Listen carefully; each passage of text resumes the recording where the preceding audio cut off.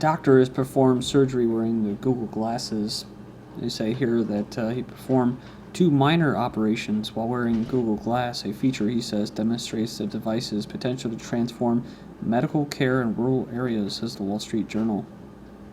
It says mostly for rural areas, as you operate, you can webcast to 3 or 4 senior surgeons, so they'll be able to guide those rural surgeons. The big problem for now in India and elsewhere is getting all the rural areas connected to the web. Similar operation took place last month at Ohio State University, where a professor performed knee replacement surgery with Google Glass so he could communicate live with a colleague somewhere else. Google unveils its next big project, Immortality, or at least radical life extension. It's like I mentioned before, these are the same people that don't really care too much about a big population, so I don't know why they would want people to live longer unless they were doing it for themselves. Google has created a new company, Calico, with a mighty task: beat back death, or at least ensure that people live in better health for longer. Well, based off a study recently that I've covered before, people are living, quote, longer, although I don't really believe that, but they're living sicker, but it's good for making money again.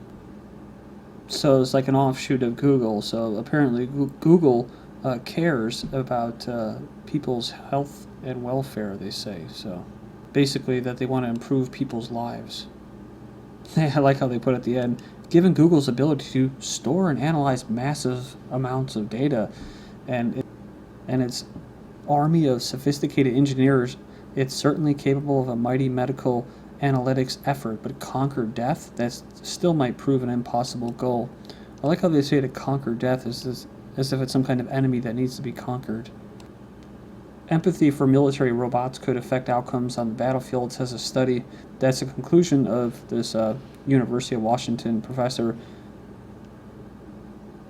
So we've heard about autonomous drones being used to kill on the battlefield because they would be able to kill more ethically with their precision strikes. In other words, what they're saying is right now you have humans operating these drones that are blasting little mud huts and farmers and blowing up just regular farmers and families and children and women, and they have to live with those repercussions. And so it's better to just have computers or robots do it.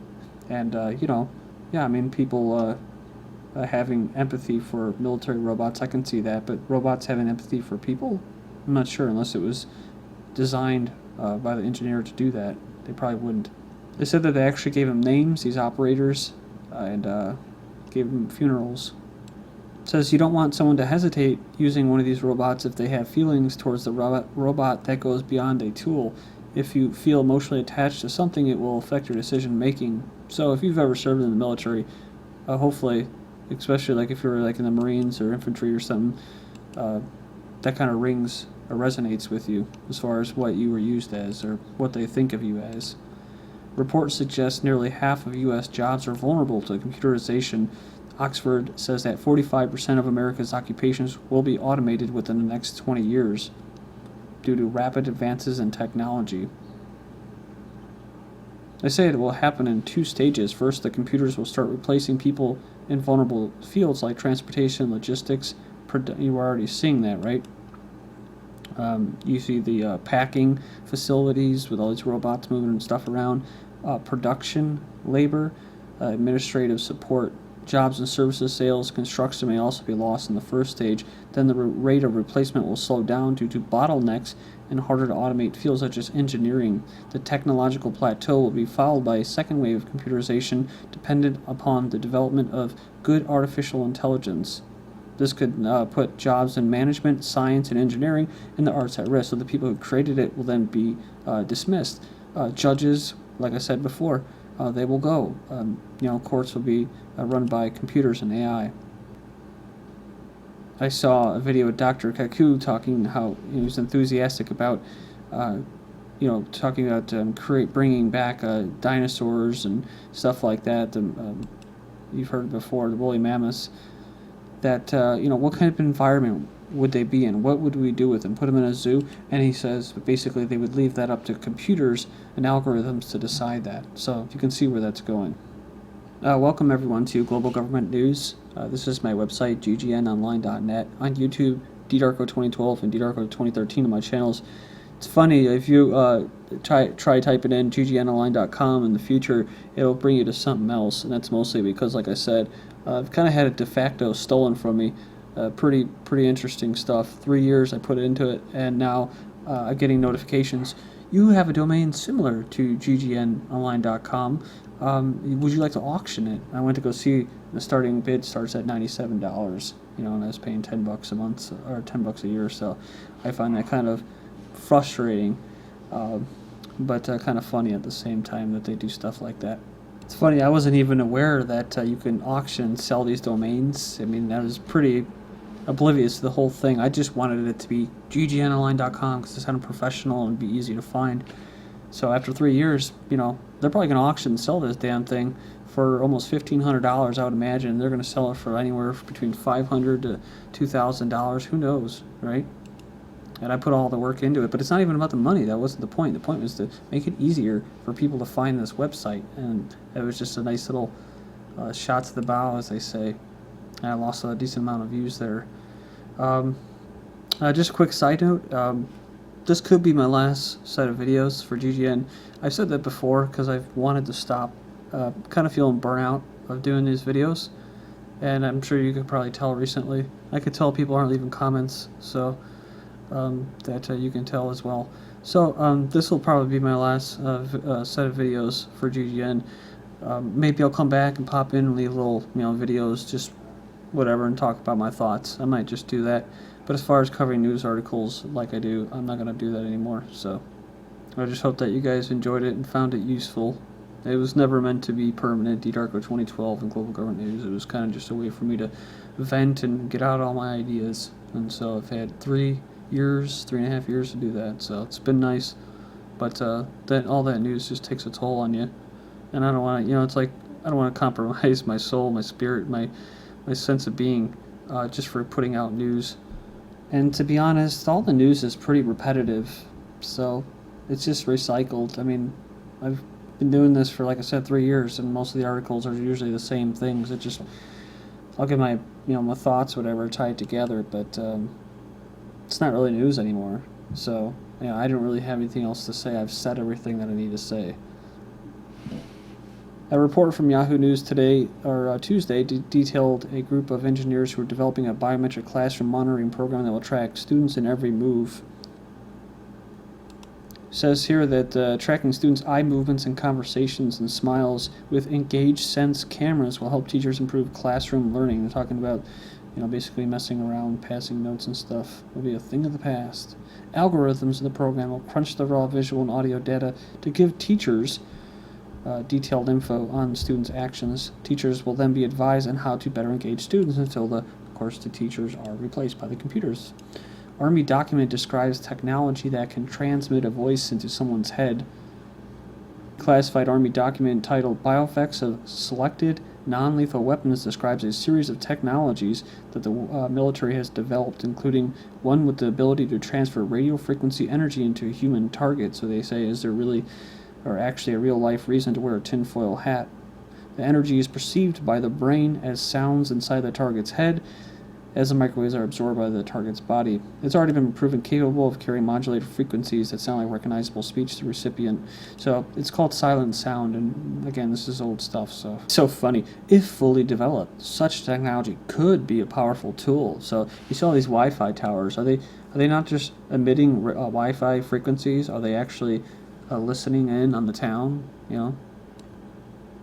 So that you say it could be provide a disruptive condition. Not only be disruptive to the sense of hearing, it could be psychologically devastating if one suddenly hears voices in their head. Is Shadow the most sinister startup ever? A New York-based internet startup wants to take information about your dreams and share it with the world.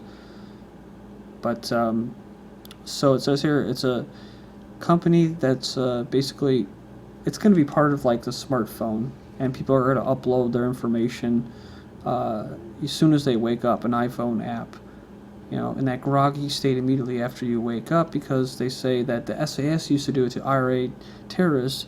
The brain is less aware in the early morning states and more likely to yield its treasures. So like I said before, people upload what they eat, what they've done, all kinds of personal information.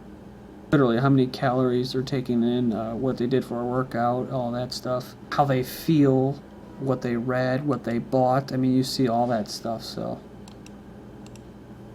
How stimulating the brain cells can trick it into saving memories. We've already covered this many times, where the mice study, they could lead to a breakthrough in treating disorders. They found by altering brain cells, the brain can be tricked into saving something as memory.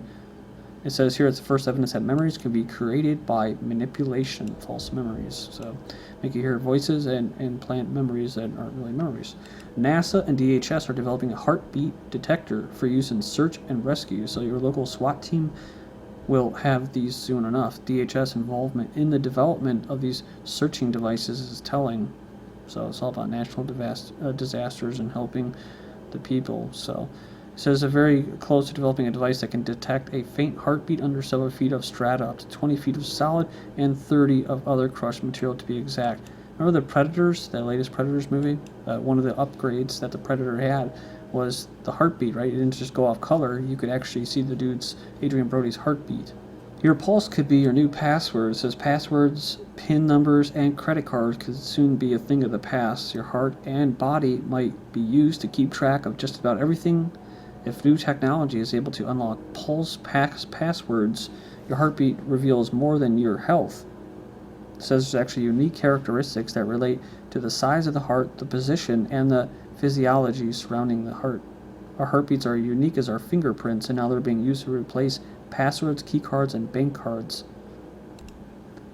Google security executive says passwords are dead. Speaking at TechCrunch Disrupt, Google's Heather Atkins says startups should look beyond passwords to secure users and their data. So yeah, I said our relationship with passwords are done, and that passwords are done at Google, so they're trying to improve people's lives. Your secret Wi-Fi password is no longer secret to Google. You know that home Wi-Fi network you have, the one with the super complicated password you came up with to keep your neighbors from jacking credit. Actually, I never could get that going. I tried it on numerous occasions, could never get it going, but so it says here, chances are Google knows that password. So author of the Computer World blog says that Google knows just about every Wi-Fi password in the world, mostly because they are stored in their servers.